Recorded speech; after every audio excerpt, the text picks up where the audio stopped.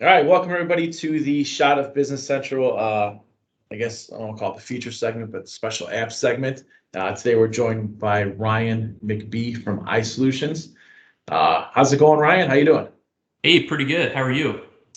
Not too bad. Where we're at, it's getting a little bit colder, so it's not as much fun as it used to be. But Yeah. such is life. Such is life.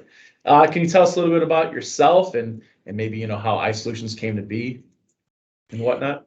Yeah, for sure. I'm Ryan from iSolutions. I'm the owner. Me personally, I live here in Indianapolis. It's where I grew up. Actually, I grew up north of here a little bit, but out of college, my first job was I got recruited to kind of be like a bookkeeper of this little company. And they were on Business Works, and they're like, hey, we're implementing this great new shiny product called Great Plains. Microsoft just bought them, and it's gonna just be awesome for our business. And there's a powerful tool called FRX, and so I started off as an end user of GP, and after a couple of years, I got recruited into getting into consulting because people were looking for consultants, and I worked a company up in Chicago called the Revere Group.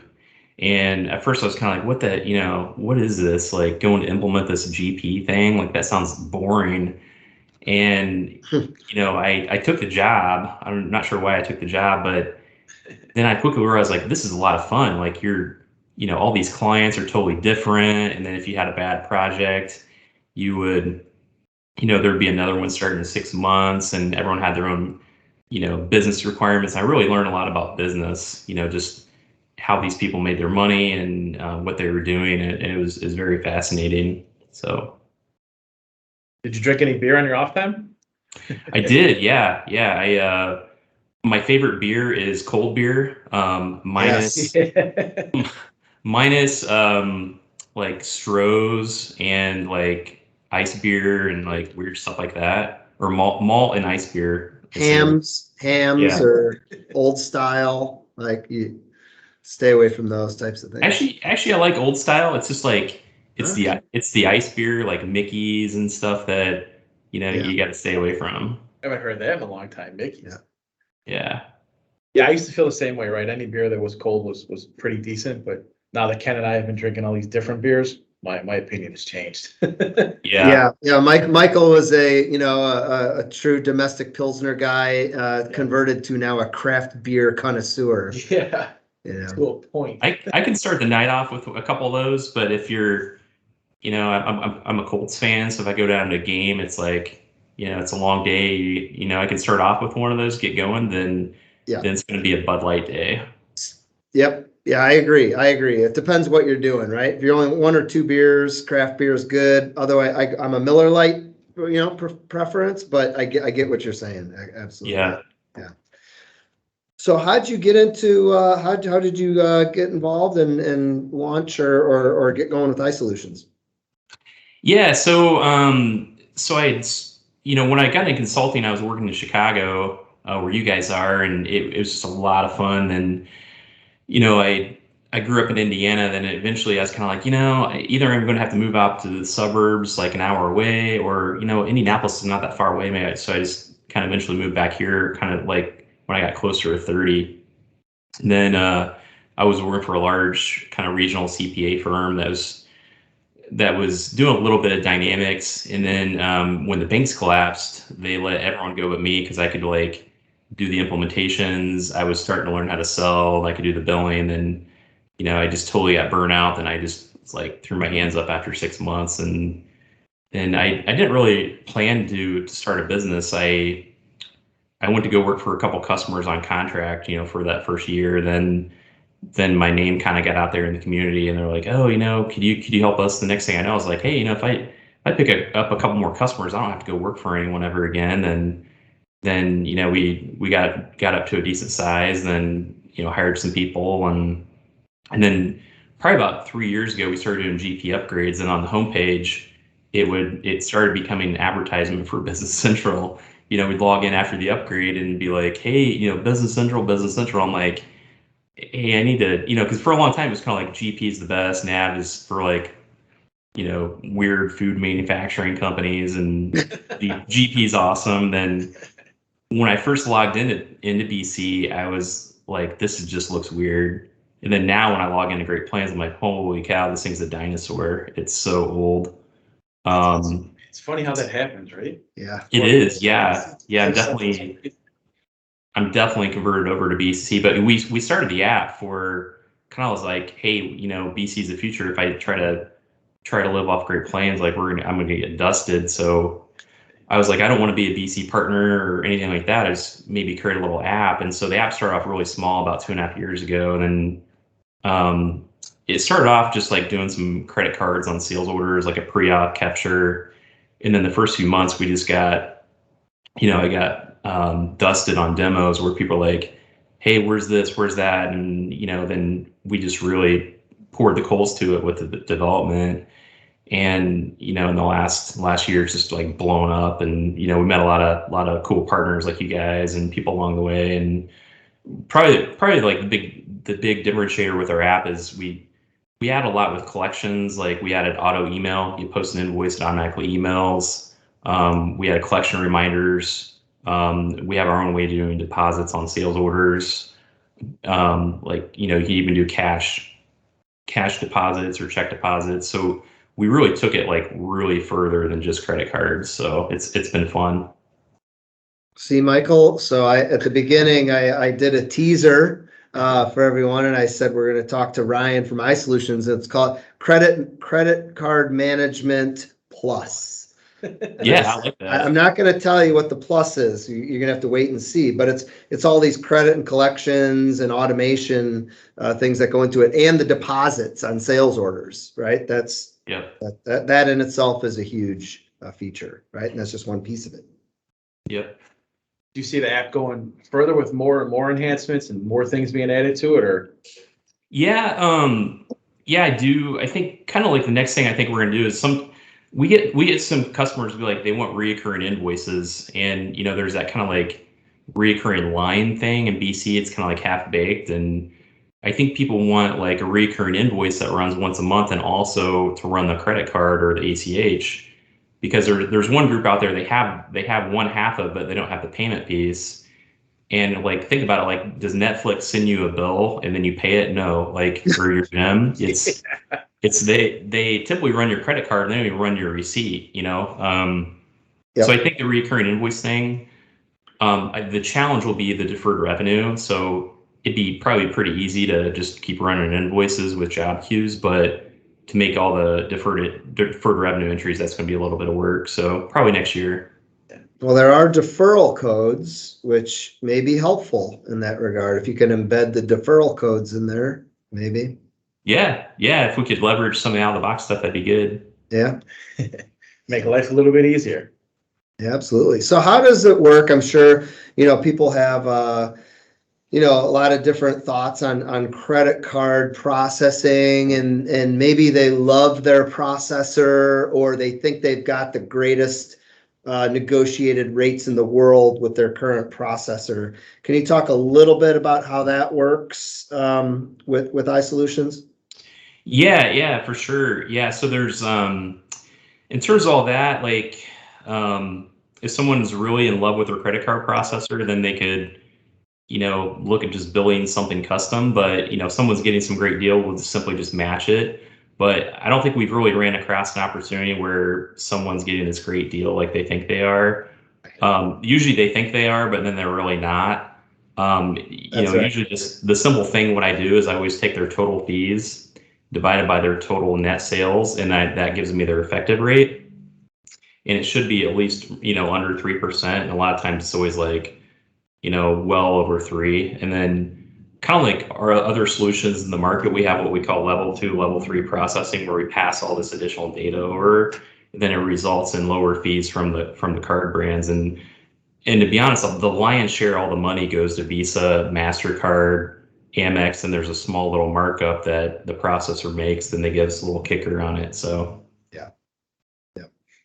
yeah, and I think that seems to be the common theme, and I can see that from a development standpoint, where right to try to create a credit card app, and there's some in the past that did this for Dynamics NAV, right, to try to fit your solution with 50 different processors or however many processors are on, say we can work with anyone, that's tough.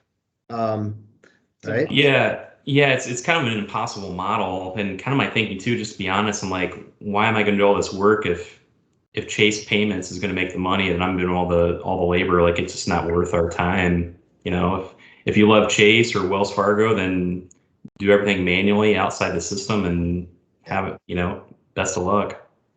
Yep, makes sense. So if people are interested in learning more about what you do, where can they find you at on the internet? Are you active on social media and things like that? Yeah, we're on LinkedIn. We have a YouTube channel. If you go to our website, iSolutionsPayments.com or iSolutionsGroup.com, we're on there. Then there's a learn section. We're in the Microsoft App Store. If you just type in credit card on the App Store, we'll show up on there, and you should read about us. And right on the top of the list. Nice, is it? I typed credit card and it was the first one on the list. Yeah. Nice. Got our SEO kicking in there. Figured out the algorithm. Teach me. Yeah. Free trial, 5.0, 5 out of 5 rating. Nice. Very nice. One of the very few who has a rating then, I guess, right? Not too many apps have ratings. Yeah. I guess one more question, I guess, before we move on, I guess. So we know the app's available on app stores, but is your product only offered for BC Online, or is it BC on-prem as well? Is there any versions for Nav? Yeah, good question. So we started our app on the ground up with BC 15, which the pro to that was we had a clean slate. The code was all fresh, where some of our competitors had like code cobbled from the NAV. The only downside is if someone's like, hey, I'm running Nav 2012 or something, we just can't do it. In terms of BC on premise, we can. It seems like some of those BC on-premise environments get, it's kind of complicated sometimes. Honestly, it's just a big pain in the ass, and I prefer just doing the SaaS stuff. Yeah. Love it. Yeah, and how about a couple more, at you here. How about if a customer was out there and they're running BC Online. Generally, are they going to be able to download the free trial, get everything set up, and get this app deployed? Or most cases, do you see a Business Central user is engaging with their partner to kind of help coordinate the deployment of it? Yeah, good question. So when we started, I first created the app. I remember calling like maybe you guys or people and like, hey, I got this app, work with me. Then you guys get hit up like there's hundreds of apps and ISVs, and I was like, you know what? It's just going to take time to build those relationships. And kind of what happened was, people would find us directly, and then maybe then I'd be like, hey, Ken, Michael, one of your clients found us. Then then from there you'd be more inclined to talk to me. And that's always how we prefer to do things with partners, because they've got access to the environment, and then we want them to learn our app and stuff like that. We actually have a lot of partners right now that are implementing our app internally. So if there's a partner, it's free use for internal usage. Yep. Okay. And I don't know about if you have if pricing is something that you are able to share here, or if that's something that maybe it gets a little more complicated and it's best to reach out to your partner or contact you guys directly. Yeah, it's typically about $150 a month for the software, and then we charge a one-time setup fee of $1,500 for training and setup and all that good stuff. Okay. Yeah. And then sometimes we do have companies that have it does get a little more complicated, and where it gets complicated is like if someone has like point of sale in different locations or different BC companies, then then we have to kind of be a little more of a custom quote. You know what I love about it, right? When we talk to most ISVs, it's obviously the pricing, all it's specific to the customer, this and that.